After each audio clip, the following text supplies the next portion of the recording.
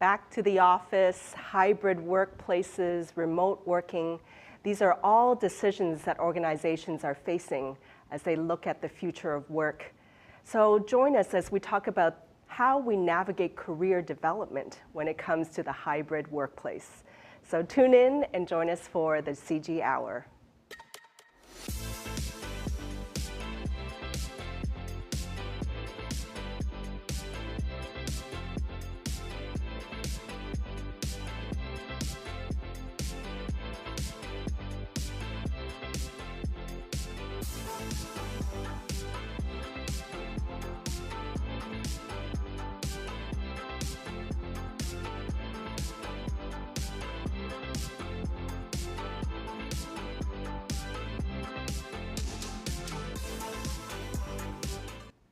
Welcome everyone to the CG Hour. My name is Fanny Dunnigan and welcome to the show. This is the show where every month we come to you with thought leaders, trusted advisors, experts of their field to talk about the latest hot topics in the field of technology and business. And so thank you for joining us live. We are coming to you from LinkedIn Live as well as YouTube Live and a variety of platforms. So make sure you drop in the comments below and introduce yourself to the others in the comments. Let people know what you do, introduce yourself, where you're tuning in from, and take advantage of the fact that you can network in the comments as well and build up your network as well as your connections. So thank you for joining us. This week, this month, we are going to talk all about career development in the hybrid workplace. And we are joined by a variety of guests. And before we get to that, I'd like to share with you this research video that we've done around this topic. So let's roll it.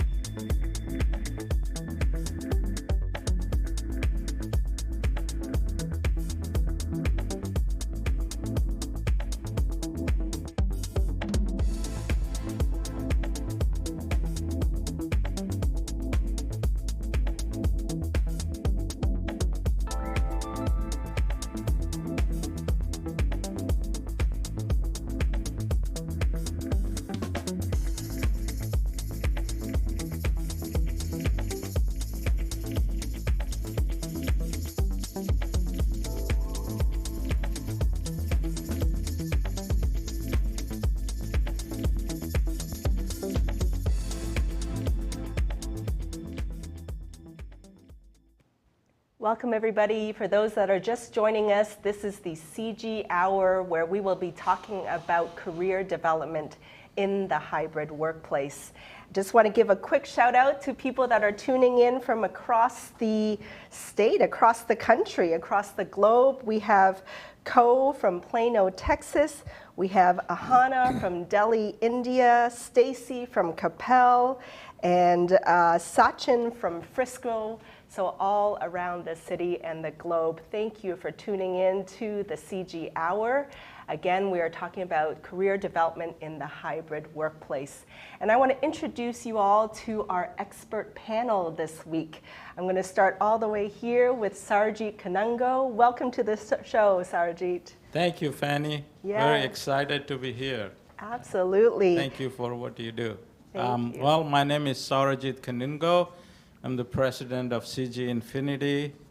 Been with the company for almost 13 years. This February it's going to be. It's been a fun ride. I still feel like a kid in a candy shop. And having a blast. We've grown probably 30 times in revenue and maybe 16 times in employee strength. So feels like we're getting started here. Awesome, awesome. And I want to add a few things from your bio as well. Saurajit is passionate about helping customers realize consistent value from their investments in technology, as well as growing employees to delight their customers. And he has also spearheaded multiple long-term business systems roadmap efforts. So glad you could join us, Saurajit. Thank you, Fanny. And then we have here Misti Jeffryes from American Airlines. Misti is the Director of Team Member Services and Absence Management for American Airlines in Fort Worth, Texas, and has been with American for 26 years. Congrats. Thank you. And over the years, Misti has held a variety of positions, including Director of Integrated Health Management and Senior Manager of Workers' Comp and Disability. And in her current role, Misti has responsibility for human resource services, compensation, ADA, and time away from work programs, which support over 100,000 employees. So lots of experience there. We're looking forward to hearing your expertise. Thank you for having me. Absolutely. And last but not least, we have Andrew Jackson, President of BravoTECH. Thank you for joining us, Andrew. Happy to be here. Yeah, Andrew is an entrepreneurial leader who has been managing and building technical and IT staffing companies for more than 30 years. And he is co-founder and president of BravoTECH, a leading IT staffing firm based here in Texas, Dallas. And he also currently serves as president of the National Board of TechServe Alliance, which is an association of 350 technology staffing firms. He is an active member of the DFW SIM chapter as an at-large board director and was a past member of both the SIM Management Council and the SIM National Board. Full of credentials, Andrew. We're looking forward to hearing your recruiting experience. Thank you. So let's get straight to it. We are talking about career development in the hybrid workplace, and we want to kick off with kind of the perspectives that you all are seeing, both from your perspective as an employer, as well as from your employees' perspective. Saurajit, looking back over these last 2 years of the pandemic, going from remote work, hybrid, what's been the lessons you've learned from that experience? Yeah, I think 3 years is a little short time to accumulate all the lessons learned, but there are clearly few takeaways that I can see that we have experienced.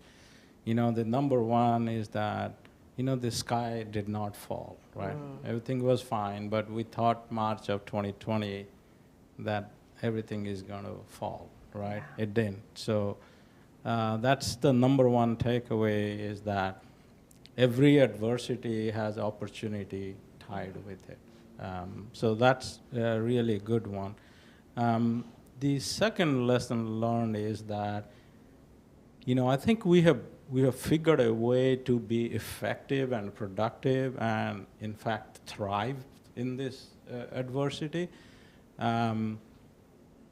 But we still are trying to figuring out, you know, how do we bring the creativity and grow our culture while being distributed, the workforce being distributed. So that part, we're still a work in progress. Yeah, and for your organization, are you remote, in person, or hybrid?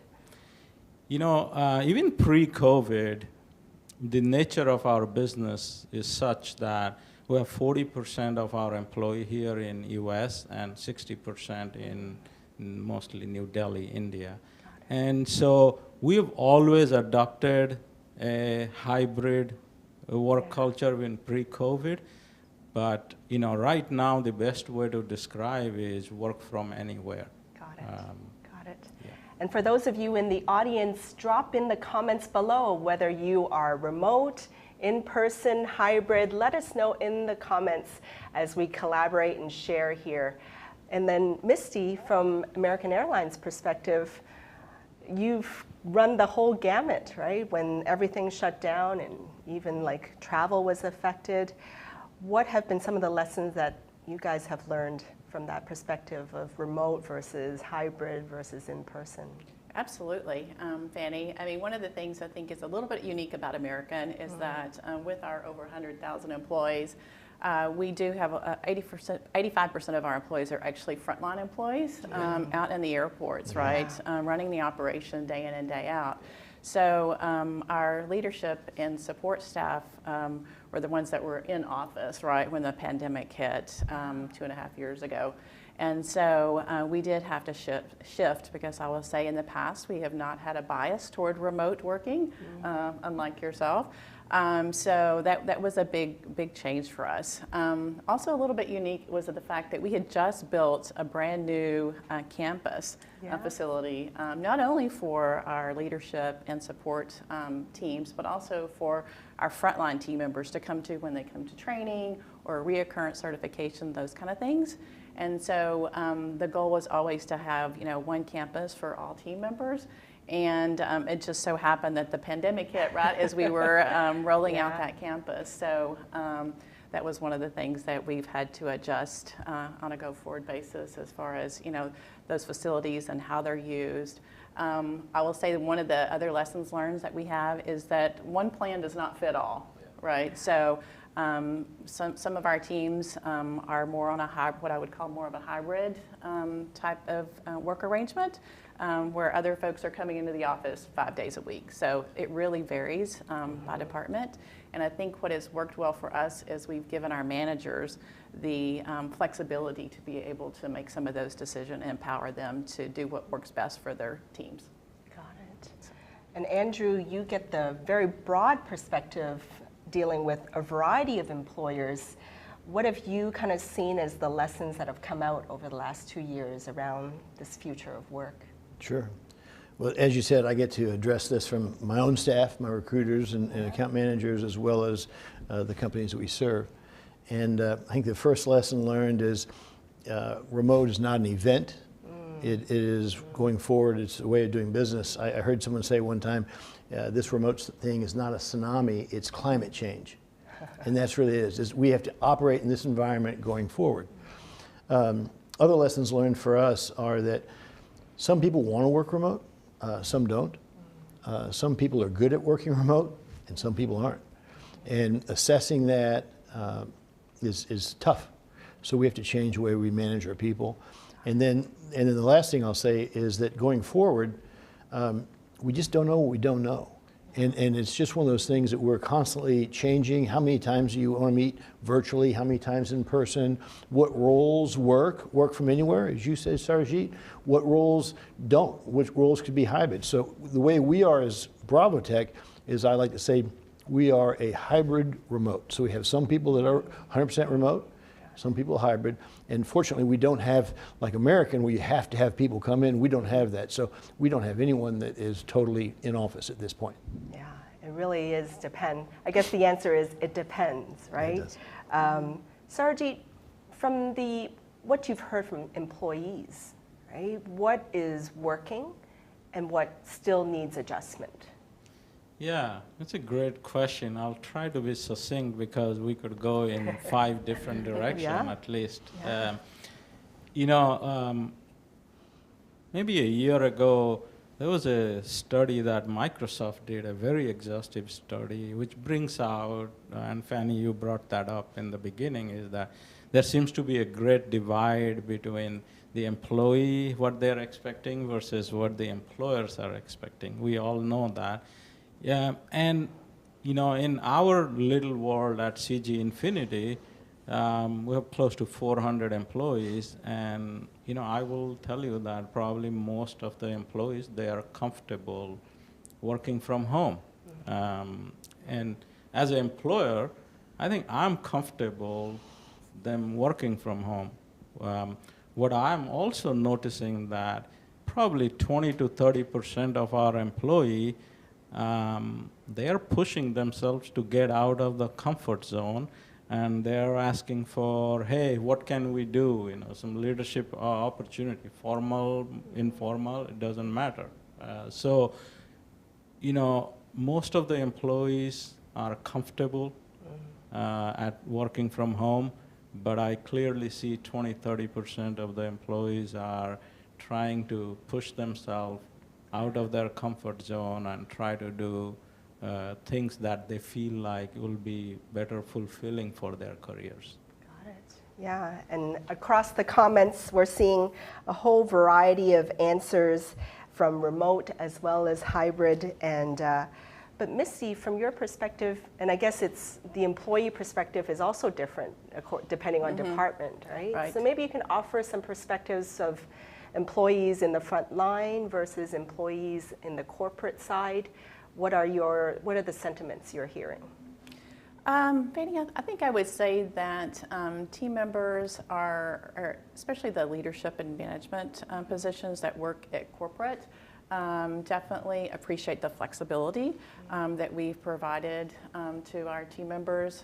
As I said earlier, in the past we didn't really have a bias toward remote working, but I think some of our leaders have understood now exactly to some of the benefits of that, and that we do have to adapt with the changing culture and environment that we're in today. So we do hear positive feedback. It does bring some challenges from a management perspective, I think, as far as giving our leaders those resources in an effort to be able to manage remotely, because I think we would all agree that that's very different. Yes. Than managing a team in person. So I think just equipping our leaders with those resources is really important. Yeah. We got an interesting comment in the comments here from Katie. Very true here. One of the things she's noticed as a remote employee is that she finds herself working more hours than if she were in the office, which is kind of true. I'm checking more my emails and things like that. Andrew, what are you seeing as the desires and wants of candidates as you kind of go out with a variety of roles and work environments? What is that sentiment from the candidate point of view? Well, there's definitely a push towards having some component of the job remote. People just want that. They become accustomed to having some remote, a day or two a week. The other thing that we've noticed is that some jobs that could be total work from anywhere, as you mentioned, you'll have a broader reach of candidates because you think about it, those people don't have to be able to commute to work every day. Their commute is to their desk. So a work from anywhere arrangement would have a broader candidate pool. And then the other thing that I think about is when someone says, "Oh, we're going to have one day you have to come into the office." That doesn't mean that much. Well, yes, it does. It cuts off all the work from anywhere opportunity for those candidates. So as an employer looking for more staff, having those options, the remote option is real important. And the other thing that we've noticed, and this was from my staff, is that since we went to work from anywhere, I had one employee that was, their husband got transferred and they had to move to a different town. Before this, that employee would have quit, looked for another job in the other town, probably not told us until they'd found the other job and then they'd quit. The fact that they knew that our culture is that you can work from anywhere, they just let us know that they were going to move to, happened to be Iowa, and we said, great, we kept a good employee. So letting your employees know your policies and which jobs are work from anywhere or not is real important. Got it. Have you seen as much like relocation kind of packages and relocation experiences nowadays, just because people can work anywhere? Yeah, we've had people that have moved. I had one employee that bought a house in Utah, and just why not live where they want to live if we can work from home? Yeah. Got it. Okay. So as you can see, there's a whole variety of perspectives from the employer point of view as well as the employees. And we're going to move on now to the next topic. But before we do that, we want to play this quick video for you of some of the events that have happened with CG Infinity over the last month.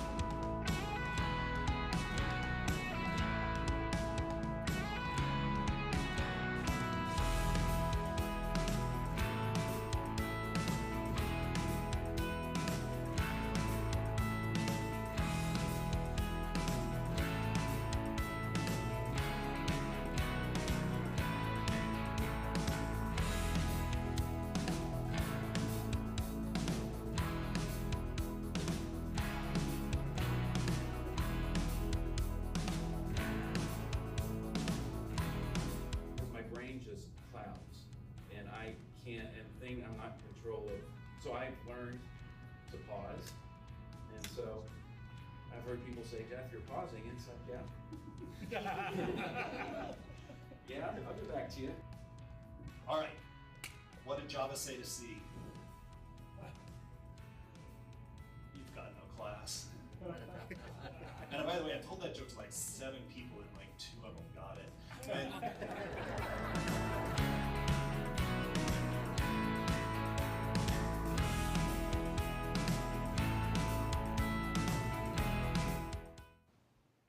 Thank you for joining us. Those that are just tuning in, you are watching the CG Hour. We're talking all about career development in the hybrid workplace. I want to give a shout out to Hope in the audience. She has a really great comment about knowing the policies definitely helps employees how and where to work. For sure, the more clarity we have, the more we can have that transparency with the employees. So let's move on now to the impacts of hiring and impacts on hiring now that we are pretty much in a hybrid kind of workplace. And I want to start off with chatting with you, Andrew. I read a great piece by you about some of the challenges around hiring, and some of the things that you highlighted or that you've seen for employers are things like increased failed background checks, as well as candidate identity fraud, as well as job double dipping. Is that some of the things that you've seen kind of prevalent in the hiring space right now, and what are your thoughts around that? So we're in the IT hiring space, right? Yeah. And so that article that I wrote, the part about failed background checks was just the fact that there's such a low unemployment right now within the IT community. It's, if perfect unemployment is 4%, we're at 2.78 or so in the IT. So there are people entering the IT workforce that might not have in the past. So it has more to do with that than the hybrid remote. Yeah, the supply and demand, yes. The thing that concerns me is the double dipping. When someone is not in an office, there's the opportunity for them to be swayed by having the income of a second opportunity. And my advice to employers is to work with your staff and work on outputs. And so that I don't like there's software out there called Bossware that keeps track of keystrokes and things like that. I'm not a fan of that, Bossware. But the idea of having clear expectations and deliverables, and it takes a different kind of management to manage people in a remote workforce. It does. But it can be done, and I think that people are learning, and maybe some people that were lured away by a second job are learning that it's not going to work out for them well. Got it. Yeah, for sure. And I mean, there's policies, right, around especially employees not being able to work for a competitor or things like that. So it can get into some sticky situations. I would caution against double dipping. Yes, yes, absolutely. From your point of view, Saurajit, what are some of the things that you're putting in place when it comes to hiring, or things that have changed when it comes to hiring? Well, a lot of things actually has changed. In short, our horizon for hiring has expanded. Like in March of 2020, maybe we have employees predominantly in Texas, maybe 1 or 2 other states, maybe 1 person in Florida and 1 person in New Mexico. Today when I look at our payroll, we have employees in over 10 states. Wow. So does that mean that we actually made an effort to go and hire in other states? No, but what happened is that, some of the employees or some of people in our network who live out of Texas, they reached out to us, they may gravitate towards our culture, and we embraced them. And the second evolution is, you have this small group of employees in places like Little Rock and Albuquerque. They wanted to attract other people, and so we actually built offices around them. So we have offices now in Little Rock, Arkansas, and Albuquerque, New Mexico. We have great, excited group of leaders there. They're building teams there. So very interesting. The talent pool has expanded. Yeah, right? and it's mostly a pull effect rather than push effect. Yeah. So. I'd love to hear from the audience as well. Share your experience. If you changed jobs or got a new job or transitioned during this pandemic, what are some of the things that you've learned and would like to share with the audience in the comments? Now, Misti, from your perspective, obviously, frontline staff are still on site, but have you seen any differences with all the different work options for your corporate staff? We have, like I mentioned earlier, I think we've given our employees more flexibility to do more of a hybrid. I wouldn't say that we've gone to the extent that Andrew has and been fully remote, because we do have a very expansive campus that we do like for our team members to take advantage of, and we think that the collaboration that they bring together to that campus is really important. One of the unique things I think that we have offered is with that campus is a lot of outdoor workspaces, and we encourage our team members, even though they may be on the campus, but to work in different locations around the campus and to experience and to actually meet other team members that they may not have done so in the past. So from different departments exactly. and all that, right? Yeah. Do you still predominantly hire within the Dallas-Fort Worth area where the campus is? For the most part, I would say. Yeah. Got it. Now, also with Misti, you're in human resources. Has any of your HR policies had to change post-pandemic? They have. One of the ones that really sticks out is early on, given that our team members were considered essential workers, right, during the pandemic, we did roll out a pandemic leave policy that we offered to all of our team members. We felt it was really important, obviously, to take care of our team during that time, and wanted them to have the flexibility to take that time off if they needed it or, felt ill and couldn't come to work. So that was one of the things that we rolled out very early on in the pandemic to take care of our team members. We have since rolled that back, just given the place where we are today in the environment. So. Could I? Please. Something you said reminded me of something. So at the beginning of the pandemic, we had a full-in office, and I was one of those. Everyone has to be in the office every day. I was on the dark side of this. Old equation. school. Yeah. I was. Yeah, exactly. And then pandemic came. When the pandemic came, we went full remote, and we were fortunate. You mentioned your headquarters. Our headquarters here in Dallas, we had the 10th floor of a building, and our lease ended, and so we didn't have an office at all for a while. It was great savings on rent, but there were a certain percentage of our employees that they weren't good at it or didn't want to do it, wanted to come into an office. And so then we signed a lease so that people do have an option. And I think people need that option of some place to go. And so, like I said, working remote is not for everyone. One of the stories in the comments from Ahana is, for them, working from home was fun initially, but I feel that the environment, growth, and interaction that work from office provides has its own advantages, for sure. But Andrew, I'd love to hear from you also, because you have that spectrum of a variety of employers that go through your hiring services. What do you see different HR policies and benefits coming out of the last 2 years that have changed around hiring? Yes, the pendulum is swift. It swings. Everybody went remote. Some people went all remote, and they're coming back. Some people are saying everyone back in the office, just without regard to what the role is. And their people aren't coming back. Some people aren't coming back because they want a remote or partially remote position. So my advice is to have a policy that looks at each role and says, okay, what are the parameters of this role? Can it be done 100% remote? And then make sure that you've got the policies so that you can manage those people and also maintain your culture, which is a big issue. I'm sure we'll get into that a little bit later on.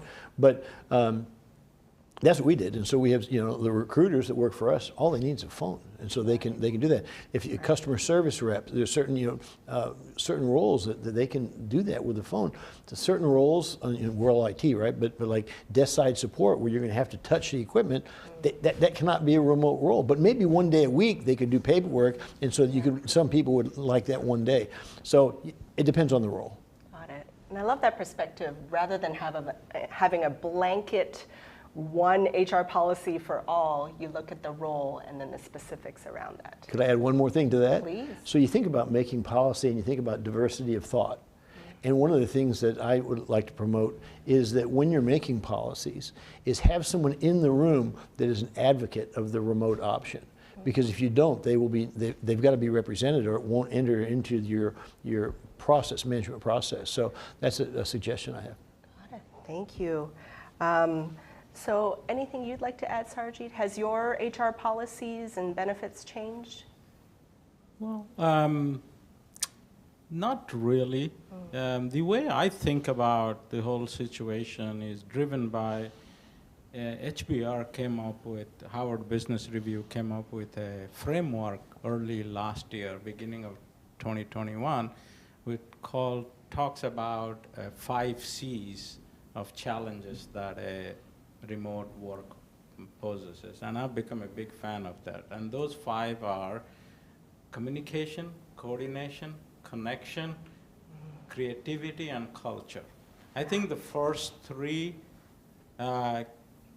are more mechanics. We could put mechanics to tackle those. And we've done a good job. I think employer at large have done a great job of that. Even banks are functioning, regional banks are functioning remotely. So I think where I think we can elevate a lot of work in progress items are around how do we promote creativity and culture growth. I think that's where my mind is. I think there are a lot of employer I talk to, the CEOs, that's where their minds are. 100%, yeah. And that leads in very well to the next segment that we're going to have. But before I do that, I do want to call out this question from Bopi, the CEO of Cyber Group and CG Infinity. Great question here, and I thought I'd direct that to Misti, and let me know if you can or cannot answer this. He asked, what impact does hybrid work have on things like workman's comp and kind of liability insurance policies? Has that kind of changed? Have you seen? It hasn't really changed so much, but it is something that definitely needs to be considered, right? I mean, with respect to workers' comp, that does fall within my span of care, and that is something that varies by state. Right, so it really depends on what state you're in and what the laws are. So I would just encourage the audience to make sure that you reach out to your agent or your broker to make sure that those are well covered from an employer perspective, and just make sure that the leaders internally as well understand kind of what some of the pitfalls may be there. And actually, out of my own curiosity, is it a matter of the state that the employee works in versus the state that the headquarters are? It's typically where they live. Got it. Yeah, it's what it usually is in most states. Okay, thank you. Yeah, so as we wrap up this segment here, I want to roll this video for you all. Just something to kind of bring a smile to your face. Some of the holiday and Diwali celebrations that have been happening over the last month.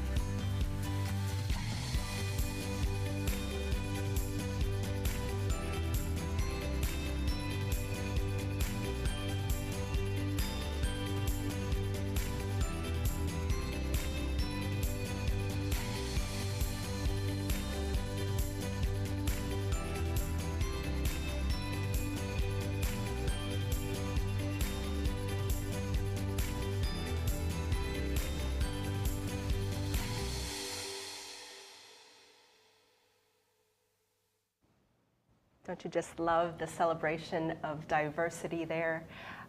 So as we move on and look towards the future now, right? We want to look towards what initiatives and what tactics or next steps that we can look at when it comes to developing staff and employees and career development and growth. So looking forward towards the future, I'm going to go through and kind of do round robin, do real quick here, just around different topics and some of the initiatives that you've seen work or not work in your organizations or your clients as well. So something that has worked or not worked, Saurajit, when it comes to maintaining effective communications in hybrid workplaces. Yeah, I think for the most part, I think it has worked. The fact that through the pandemic in last 30 months or so, our customers have consistently been spending more money with us, and we keep growing our headcount, and we keep growing our people, promoting them in the organization. It tells me that the communication has worked as well as it could have worked. From your perspective, Misti, I mean, you're an organization of 100,000 employees. For those that are kind of hybrid, how has communications worked or not worked? Yeah, Fanny, I think one of the things that we have really encouraged our leaders is to hold those like one-on-one team meetings with their individual team members, right? We often in the past would hold, team meetings when we were in the office, but we found it really effective for our leaders to have those, and we encourage them to do it almost weekly, if possible, to have those one-on-ones, just to stay connected and make sure that everyone knew what was going on. The other thing I would say from a communications perspective is repeat the communication. It's not a one and done communication, especially when you're, to your point, you're going out to a large audience, is to repeat that and sometimes to allow team members to process. For the first time that something is communicated, especially a change in the environment that we've been in and has changed so much, is to communicate and then communicate again. Yeah, so, repetition. Yes, exactly. Those of you in the audience, drop in the comments what has worked or not worked that you've seen in your organizations when it comes to communications. Please share that with each other. Andrew, what have you seen work or not work when it comes to communications? Well, I was going to go to one of the things Saurajit said. He said one of the C's was connect. And at first you say connect, like in technically connect, make sure. But the other is connect with your coworkers, right? So there's a connect squared.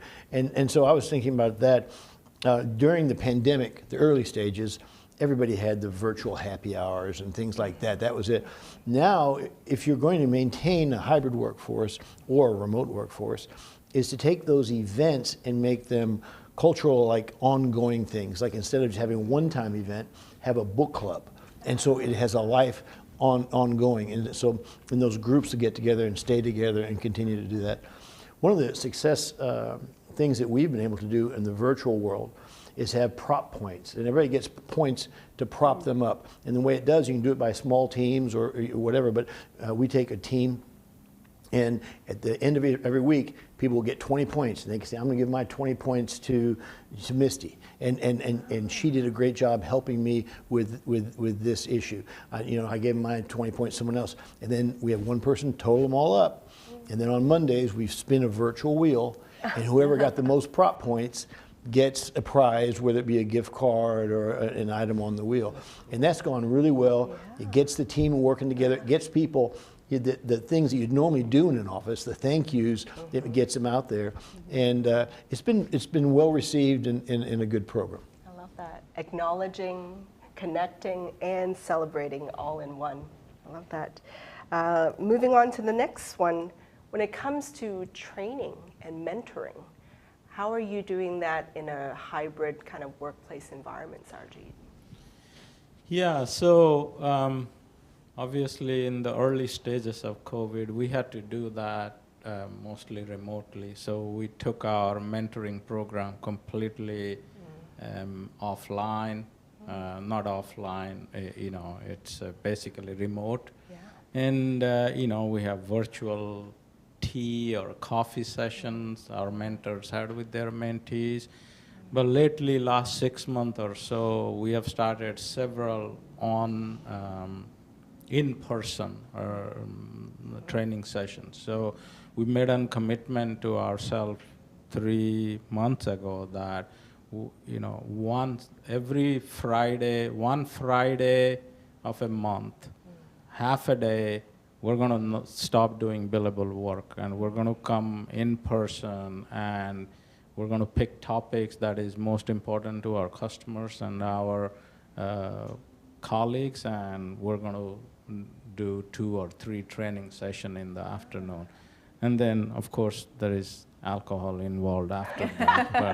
but Friday, and you involve both employees as well as clients? Well, we have not gone yet to the client, but our intention to draw our clients into those training programs. Awesome. Yeah, we saw some of those lecture series on the videos that we just played, right? That's correct. Got it.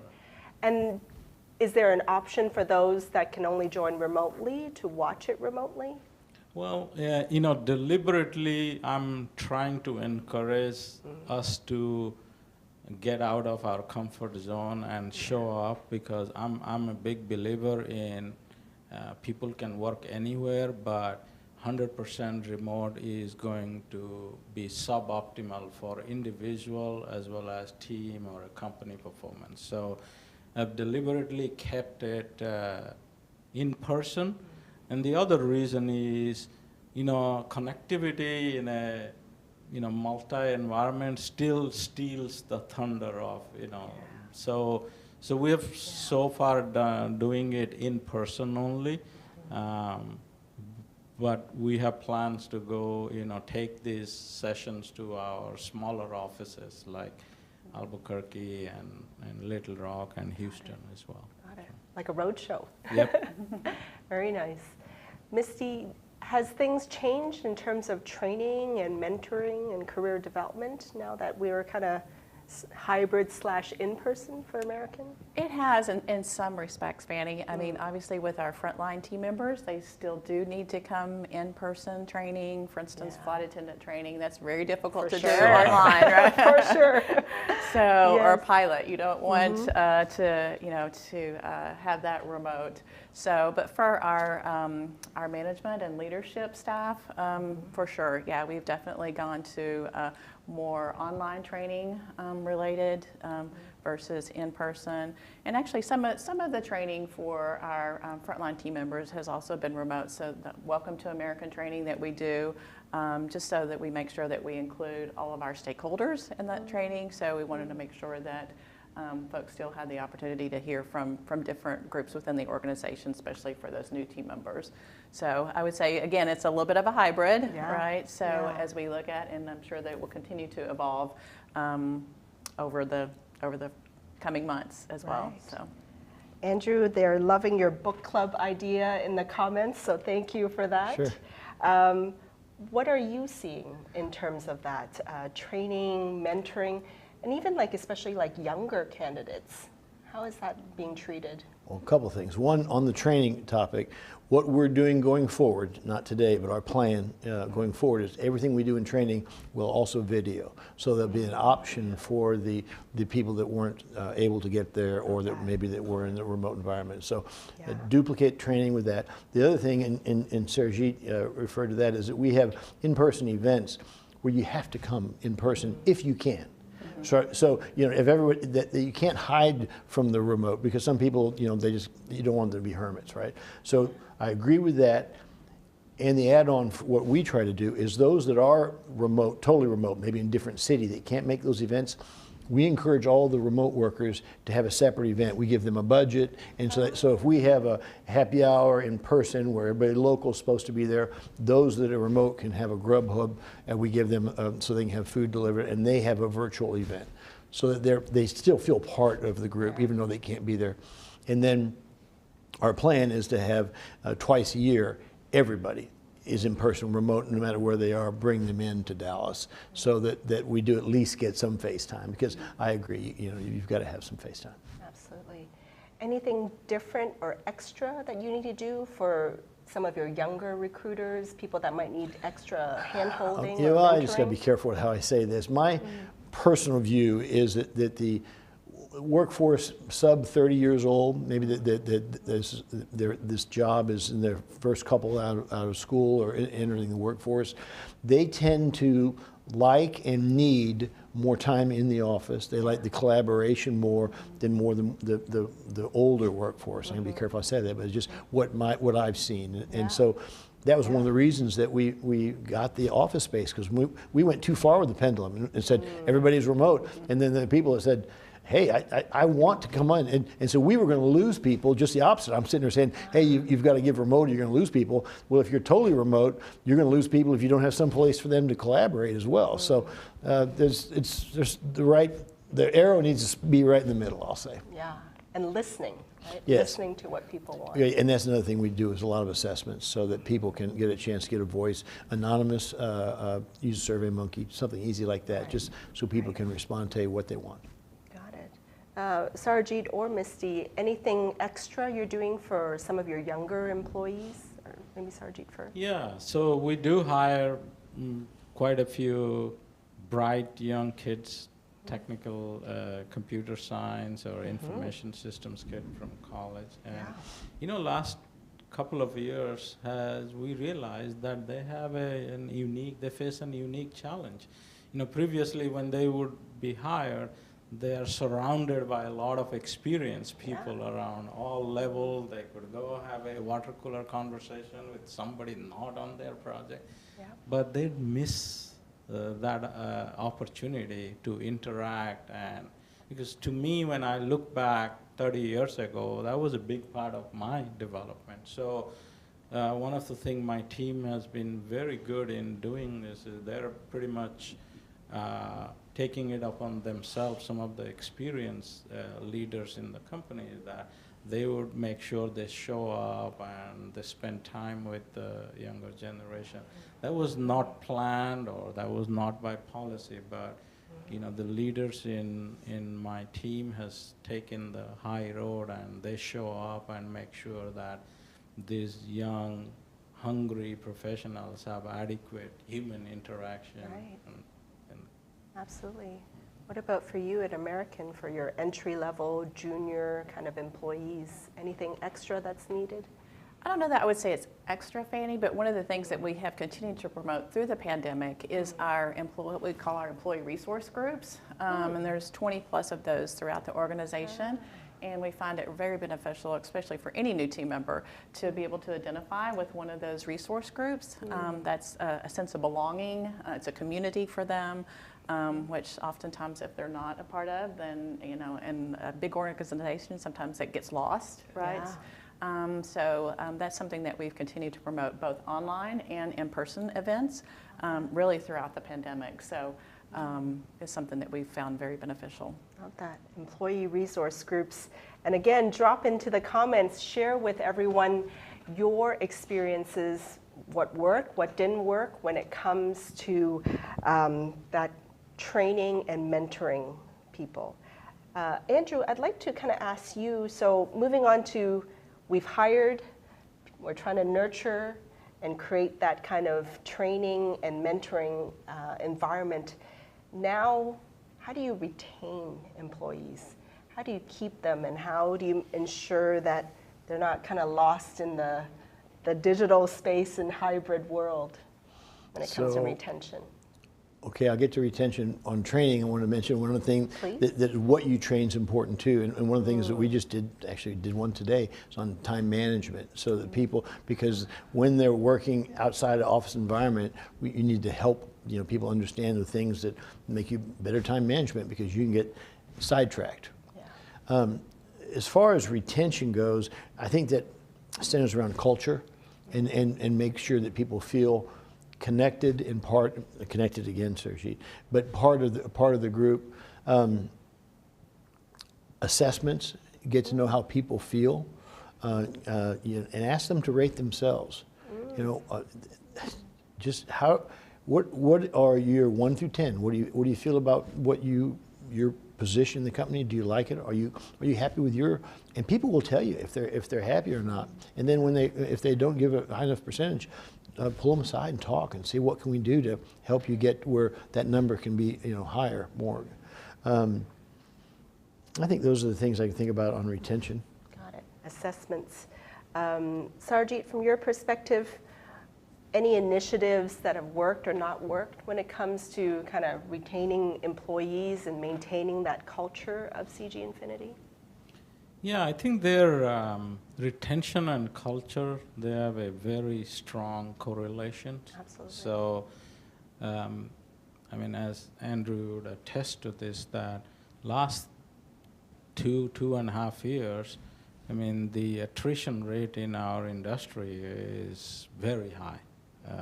And so, as employer, we had to work extra hard to make sure we retain people. And,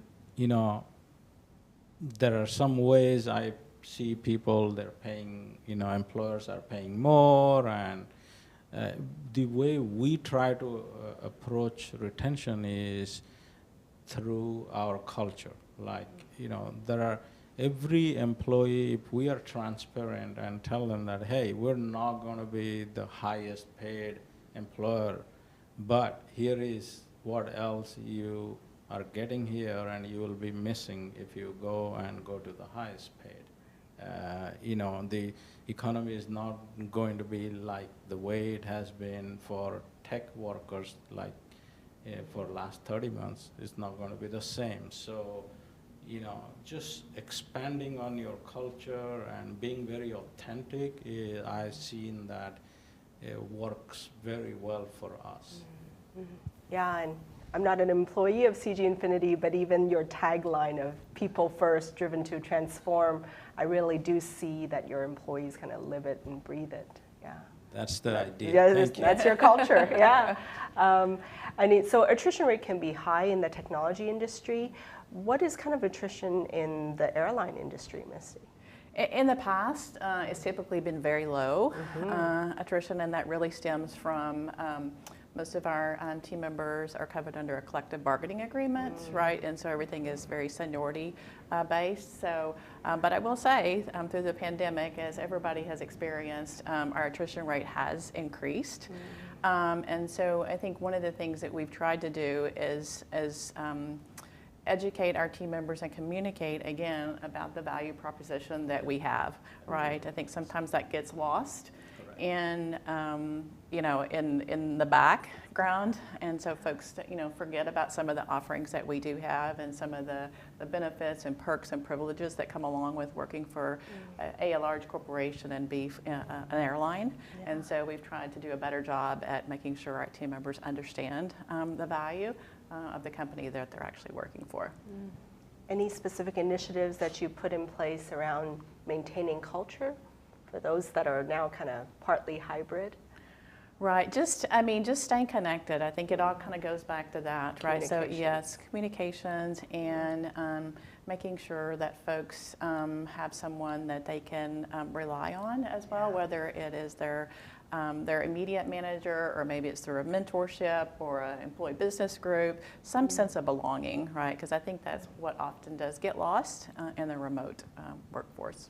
And also a career path, right? Exactly, a well-defined career path so that they know that where they can go within and stay within the company. They don't have to leave to go somewhere else. And you all define that really well. Yeah, absolutely. Some of the suggestions we're getting in the comments, Sheila, one of the ways to promote better training and retention in hybrid situations or remote is having those smaller breakout groups in Zoom, Microsoft Teams. So true. So it's not so overwhelming with a big group. You kind of break out into smaller groups. Thank you for that, Sheila. As we kind of wrap up the show, I'd love to kind of get maybe a final piece of advice or sharing around the table here, around the couch here. Andrew, anything that you'd like to say just in general around career development in the hybrid workplace? I wish you'd picked on me third. No, I think I'll go.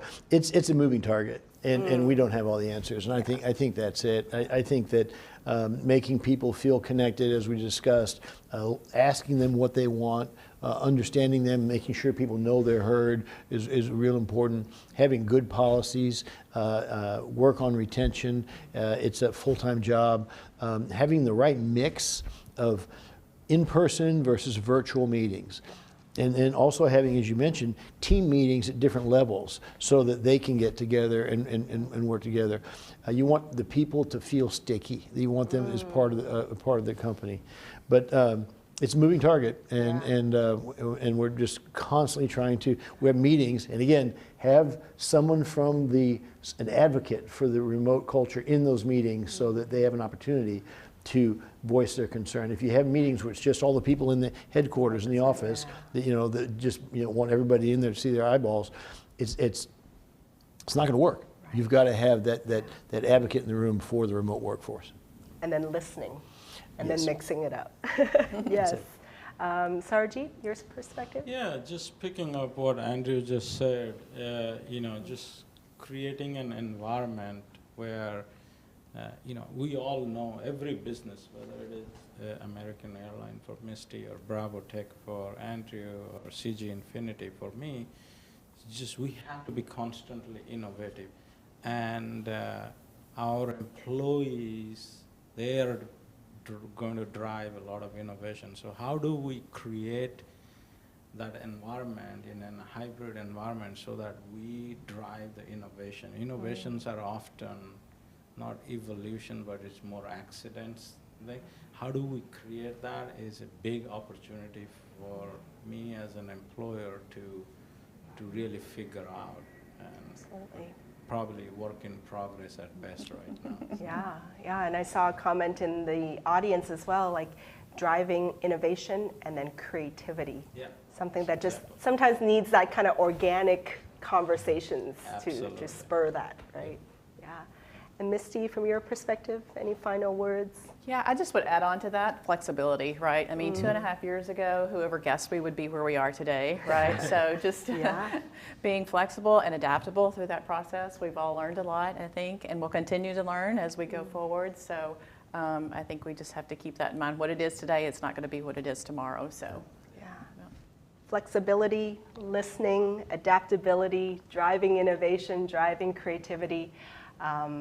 This kind of wraps up our show with their final words here, but I did want to kind of thank all of you, Saurajit, Misti, and Andrew, for all your amazing perspectives and insights and different points of view, and also to thank you in the audience. This is our last episode of 2022 for the CG Hour. We so appreciate you in the audience, your perspectives, your comments, your addition to the topics that we discuss. And I want to kind of sum up in this next video some of our past episodes. This wraps up our 8th episode, so make sure you kind of go back and watch them. So here is a summary of all our past episodes for the CG Hour.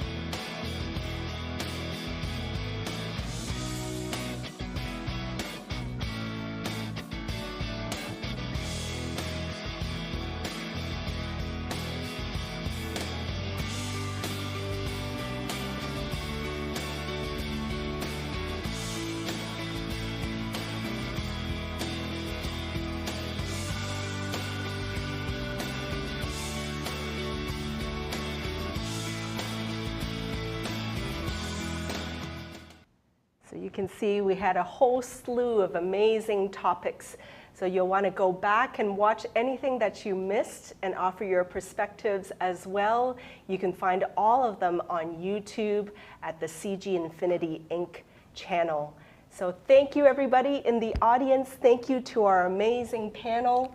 we wrap up this year and wishing everybody an amazing holiday season. And we'll finish with this tagline, people first, driven to transform. Thank you, everybody. Thank you, everyone on the panel. We'll see you next year.